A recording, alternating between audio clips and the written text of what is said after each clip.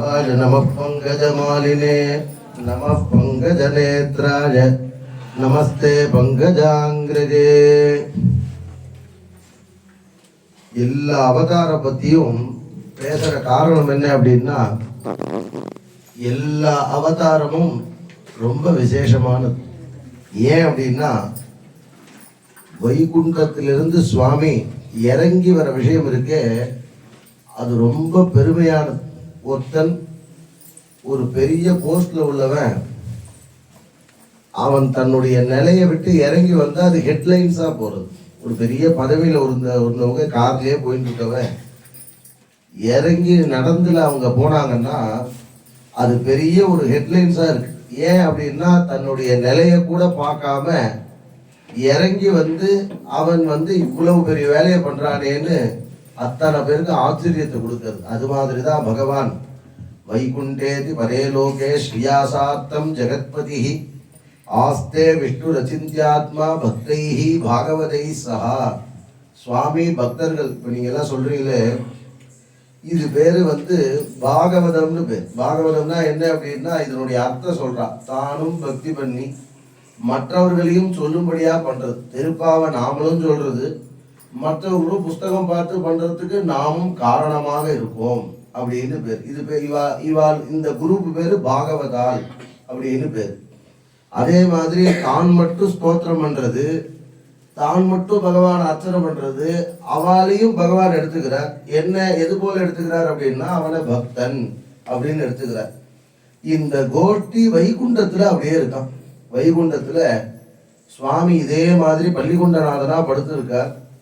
லக்ஷ்மி மகீகிருத தனூஜ தானுபாவ நீலாதி திவ்ய மகிஷீகர பல்லவானாம் ஆருண்ய சங்கிரமணதः கில சாந்திர ராகௌ ஸ்ரீ வெங்கடேஷ சரணௌ சரணம் பிரபத்யே. அவ ஸ்ரீதேவி, பூமிதேவி, நீலாதேவி இத்தனை பேரும் கால் அமைக்கி விட்டு இருக்கா. ஆதிசேஷன் கொடை பிடிச்சுட்டு இருக்கா. பார்க்கடல் மத்தியில ரொம்ப இது மாதிரி குளிருமா, தனுர் மாசமா இருக்கிறது. அப்போ ஆதிசேஷன் என்ன பண்ணுவாரா, மெதுவா காத்து விடுவாராம். எதுக்காக அப்படின்னா, இந்த குளிருக்கு இதமா இருக்கிறதுக்கு. இப்போ ஹீட்டர் வச்சிருக்கா பாருங்க ரூம்ல, அந்த டெம்பரேச்சர் மாத்துறதுக்காக ஒரு மிஷின் இருக்கு. அது மாதிரி பகவான், அது மாதிரி ஆதிசேஷன் மூச்சு காத்த விடுவார்.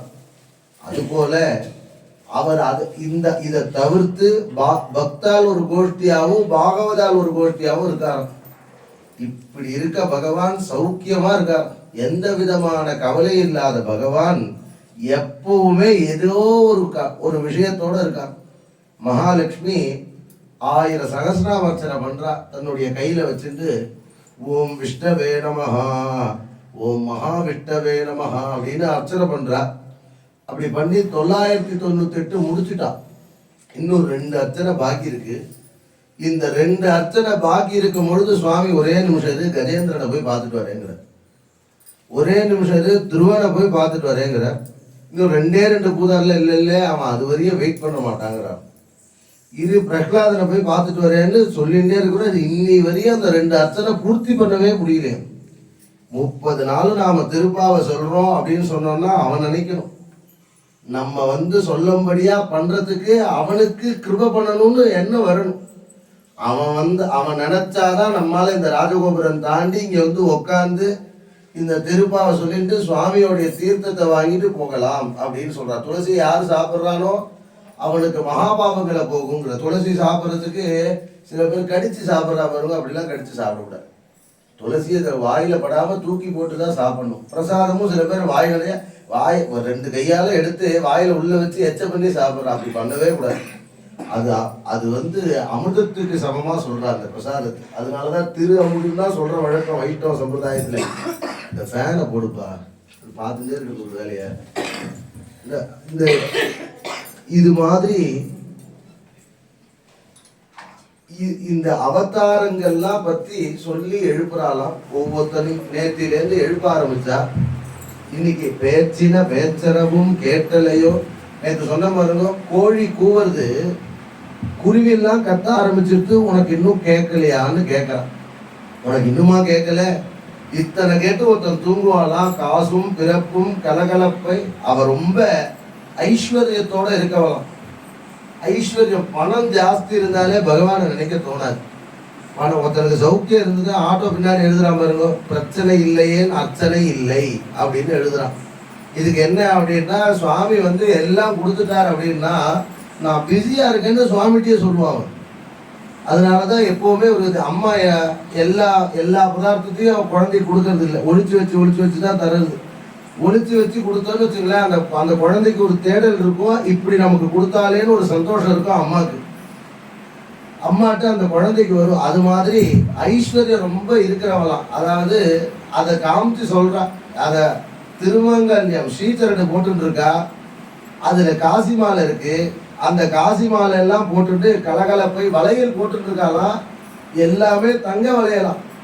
அந்த தங்க வளையல் என்ன பண்றது, படுத்துட்டு எல்லாரும் நகராலும் அப்படி அப்படி அப்படி கரண்டு படுக்கும் போது அதெல்லாம் சவுண்டு கொடுக்கறதும். இந்த சவுண்டெல்லாம் உனக்கு கேட்கலையா? அதுவும் இல்லாம இந்த சென்ட் எல்லாம் நல்லா பூசிட்டு சௌக்கியமா இருக்கா, மத்தினால் ஓசைப்படுத்த.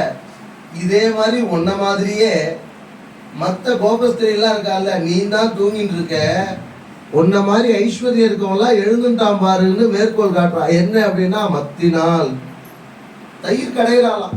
தயிர் எதுக்கு கடையிறா அப்படின்னு சொன்னா, அத்தனை பேரும் காலங்காத்தால தயிர் கடைவாளாம். தயிர் கடையும் போது உடம்பு வேர்த்து விடுமா. கோவில்ல பண்ற செய்முறை எல்லாமே உடம்புக்கு ஃபர்ஸ்ட் எக்ஸசைஸ், அது ஆரோக்கியம். இங்க பிரதட்சிணம் பண்றோம், பிரதட்சிணம் பண்ணா காலையில வாக்கிங் போகணும் டாக்டர் பின்னால சொல்லாம இருப்பார். தனியா ஒருத்தன் நடக்கிறான், சார் இன்னைக்கு 10 கிலோமீட்டர் நடந்த சாருங்கிறான் ஒருத்தன். என்னப்பா புண்ணியம்? ஒன்றும் கிடையாது. 10 கிலோமீட்டர் நடந்த யாருக்கு புண்ணியம்? உன் டைம் வேஸ்ட். என்னுடைய முழு பார்வையில கண்டிப்பா ஒருத்த வாக்கிங் போயிட்டு வந்தேன் அப்படின்னா அவன் இன்னும் சரியா இல்லைன்னு அர்த்தம். சன்னதிக்கு ஸ்நானம் பண்ணிட்டு இந்த சன்னதியை பகவானை நினைச்சு மெதுவா பிரதட்சணம் பண்ணோம்னா, ஜாக்கிங்கே அப்படிதானே போக சொல்றான். வேகமா ஓடாத மெதுவா ஓடுங்கிறான். அதெல்லாம் இங்க பண்ண வேண்டிய வேலை. அது இது மாதிரி ஒருத்தன் பண்ணான்னா அதுக்கப்புறம் அந்த தீர்த்தத்தை வாங்கி அந்த துளசி தீர்த்தம் சாப்பிட்டு அப்புறம் இந்த பிரசாதத்தை சாப்பிட்டு அப்புறம் அவனுடைய சௌரியத்தை பண்ணணும் அப்படின்னு சொல்றான். அது மாதிரி மத்தினால் ஓசைப்படுத்த தைரதவும் கேட்டலையோ நாயக பெண் பிள்ளாய் நாராயணன் மூர்த்தி. எவ்வாறு எல்லாம் நினைச்சிட்டு இருக்காத, இதெல்லாம் கூட உனக்கு மறந்து போலாம். ஆனா கேசவனை பாடவும் நீ கேட்டு கிடைத்தியோ. நான் மகாவிஷ்ணுவை பத்தி சொல்லிட்டு இருக்கானே, கேசவாய நமஹா நாராயணாய நமஹா இப்படின்னு நான் சொல்லிட்டு இருக்கேனே, இதுவுமா உனக்கு கேட்கலங்கிறான். இதனால இது கேட்காம தேசமுடையாய் திரவேலோர் எம்பாவாய், இத்தனை கேட்டும் ஒருத்த எழுந்துக்காம இருக்கலாமா? இது எல்லாமே எதுக்கு அப்படின்னா சூச்சகப்படுத்துறதும். ஒரு அலாரம்னு உனக்கு அலாரம்னா என்ன? அப்படி 1 மணி ஆச்சுன்னா மணி அடிக்கிறது, 2 மணி ஆச்சுன்னா இன்னொரு 1 ஹவருக்கு ஒரு வாட்டி கிளாக்ல சவுண்ட் வருதுன்னு ஒன்று வச்சிருக்காங்க. ஏன் அப்படின்னா டைம் போயிட்டே இருக்கு, ஜாக்கிரதையா வேலை செய்யணும் அர்த்தம். மணியை கவனிக்காம விட்டுறாத. 1 மணிக்கு ஆயிடுத்து, அடுத்து 2 மணி வரப்போகுது, அப்புறம் 3 மணி வரப்போகுது. ஜாக்கிரதையா இரு, இன்னைக்கு உபயோகப்படுத்திக்கோங்கிறான். ஹேவ் ஏ குட் டேங்கிறான் பாருங்க. குட் டே எதுல இருக்கு அப்படின்னா, நீ நினைச்ச காரியத்தை நினைச்ச மாதிரி பண்ணணும். அதுக்கு இந்த அலாரம்லாம் அது மாதிரி பகவானை சேர்றதுக்கு யாராவது ஒருத்தன் கோயிலுக்கு போகும்போது கூப்பிடுவானா, சார் நீங்க வரலையா சார், நான் போயிட்டு இருக்கேன் சார்னு கூப்பிட்றான் பாருங்க. சுவாமி கூப்பிடுறாருன்னு அர்த்தம். அவனுக்கு நம்ம கூப்பிட வேண்டிய அவசியம் இல்லையா? அதை விடாம வரணும் அப்படின்னு சொல்றான். அப்பேற்பட்ட விசேஷமான பாசுரம் தேசமுடையாய் திரவேலோர் எம்பாவா. இன்றைய தினம் பாசுரத்துல ஐஸ்வர்யம் இருந்தால் போராது, ஐஸ்வர்யம் இருக்கிறவன் ரொம்ப ஜாக்கிரதையா இருக்கணுங்கிறான். மாபுரு தன ஜன யௌவன கர்வம் ஹரதி நிமிஷா பாப சர்வம். எல்லாமே ஒரு செகண்ட்ல போயிடும். எப்போ அப்படின்னா பகவானுடைய கிருபை இல்லாத போது போயிடும். மாகுரு ரொம்ப இளமையா இருக்கேன் அப்படின்னு ஒருத்தர் நினைக்கிறானா, அதை பத்தி அவங்க போன வருஷம் எடுத்த போட்டோக்கும் இந்த வருஷம் எடுத்த போட்டோக்கும் வித்தியாசம் இருக்கும், வேணா பார்த்துக்கலாம். மாகுரு தன ஜன யுகம். இன்னைக்கு ஐஸ்வர்யவானா இருக்கானா, சார் கோவிட் வந்தது சார், ஒரு 5 கோடி ரூபாய் நஷ்டம் ஆயிடுது சார்னு ஒருத்தர் சொல்ற. 5 கோடி ரூபாயா? கோவிட் இருந்தது எத்தனை, 1 வருஷம் தான். நான் 5 கோடி ரூபாய் சம்பாதிக்க நீ எவ்வளவு நாள் கஷ்டப்பட்டு இருக்க அப்படின்னா, பகவான் நினைச்சானா எல்லாமே ஒரு க்ஷணம் தான். மாகுரு தன ஜன. பந்துக்கெல்லாம் இருந்தா அப்படின்னா எல்லாரும் கிட்ட வராதேன்னு. இங்க இந்த தெருவுல எல்லாம் ரொம்ப ஜாஸ்தியா இருக்கு கொரோனா, நான் வேணா உங்க ஊருக்கு வந்துட்டுவா அப்படின்னா, இங்க ரொம்ப ஜாஸ்தியா இருக்குமா, நீ அங்கேயே இருங்கிற. எல்லாரும் ஜனங்களையும் நம்ப முடியாது. பகவான் தன ஜன யௌவன கர்வம் இவெல்லாம் இத்தனை பேர் இருக்கான்னு நீ கர்வப்பட்டன்னா ஹரதி நிமிஷங்கிற ஒரு நிமிஷம் பத்தாது. அப்ப இத்தனை பேர் யாரால இருக்கா நம்மள்கிட்ட அப்படின்னா அதனால தானே ஏதாவது ஒன்று வாங்கினா சுவாமிகிட்ட வச்சுட்டு போறதுன்னு ஒரு வழக்கம்.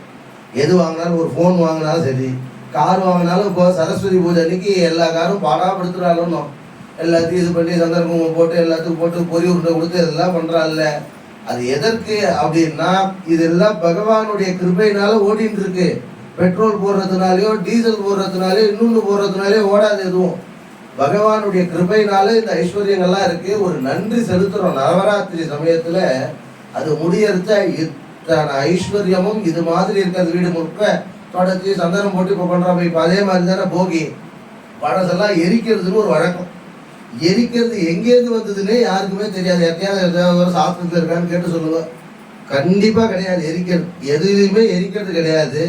என்ன அப்படின்னா போகி அன்னைக்கு உத்தராயண புண்ணிய காலம் மறுநாள் வரப்போகுது. உத்தராயண புண்ணிய காலத்தும் போது இதுவரையும் ஏதாவது தவறு பண்ணியிருந்தா தேவர்கள்லாம் முழிச்சுக்கிற சமயம் அத்தனையும் மறந்து பகவானை வழிபடணும். அதனாலதான் பிரத்யக்ஷ தெய்வமா இருக்க சூரிய நாராயணனுக்கு ஒரு நன்றி கடன் செலுத்துறது. அன்னைக்கு ஏன் நாம பொங்கல் வச்சு சாப்பிட்றோம் அப்படின்னு சொன்னோம்னா அத்தனை ஜீவராசியும் ஆகாரத்தை தான் நம்பி இருக்கு. சாப்பாடு இல்லைன்னா எல்லாரும் கஷ்டப்படுறோம். மழை பெஞ்சது அப்படின்னா முதல்ல கவர்மெண்ட்லேருந்து ஒரு நியூஸ் போடுற இத்தனை பேருக்கு நாங்கள் சாப்பாடு பொட்டலம் கொடுத்தோம் அப்படின்னா. ஏன் அப்படின்னா மக்கள் முதல்ல கஷ்டப்படுறது ஆகாரம் இல்லாம தான். ஆகாரம் இல்லாட்டி யாராலையும் உயிர் வாழ முடியாது இல்லையா? அத்தனை ஐஸ்வர்யம் இது எல்லாமே அது போல இருக்கணும் அப்படின்னா பகவானுடைய திருநாமங்களையும் அவருடைய அவதார கதைகளையும் சொன்னாதான் அத்தனை பேரும் இருப்பா அப்படின்னு சொல்றான். அப்பேற்பட்ட விசேஷமான பாசுரத்தை சொல்லி இன்னைக்கு இன்னொரு தன்னுடைய தோழி பெண்ணை எழுப்புறா. தாயார் சொன்ன மாதிரி நிறைய ஐஸ்வர்யங்கள் பக்தர்களுக்கு அத்தனை பேருக்கும் தாயார் கொடுத்து சௌக்கியத்தையும் கொடுக்கணும். இன்றைய தினம் பாசுரத்தினுடைய விசேஷத்தை அத்தனை பேரும் அனுபவிக்கணும்னு நாங்களும் பகவானை பிரார்த்தனை பண்ணி சர்வத்திர கோவிந்த நாம சங்கீர்த்தனம்